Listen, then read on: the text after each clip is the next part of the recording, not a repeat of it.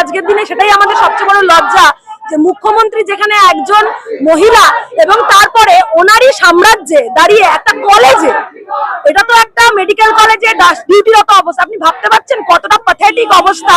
একটা মেয়ে যে কলেজে পড়ে তাকে কলেজের ইউনিয়ন রুমে রেপ হতে হচ্ছে, তাও তৃণমূলের গ্যাং দ্বারা। মানে is it not that much shameful? তো উনি থেকে না থেকে, ওনার থাকা না থাকা ওনার দলের লোকেরাই তো করছে, এটা তো আবারও প্রমাণিত। তাতে তো কোনো হেলদোল নেই। She is very much happy.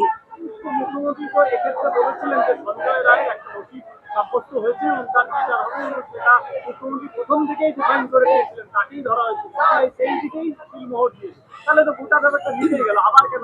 দেখুন, ব্যাপারটা হচ্ছে যদি আমরা সঠিক বিচার পেয়ে যেতাম তাহলে আমরা তো কেউ পাগল নই, বা আমি পাগল হতে পারি, বা এতগুলো লোক তো পাগল নয় যে রাস্তায় নেমে তাদের রক্ত ঘাম এক জায়গায় এনে চিৎকার করছে। আপনিও জানেন, আমিও জানি, মমতা ব্যানার্জি নিজেও জানেন যে সঞ্জয় রায়ের পক্ষে একটা মেয়েকে এভাবে ধর্ষণ করা সম্ভব নয়।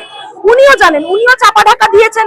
এবার দেখুন ওপরে কি হচ্ছে সেটা আমি বা আপনার মতন সাধারণ মানুষের পক্ষে বোঝা তো সম্ভব নয়, কিন্তু সিবিআই এর উপর আমরা ভরসা রেখেছিলাম, আমরা আশাহত হয়েছি।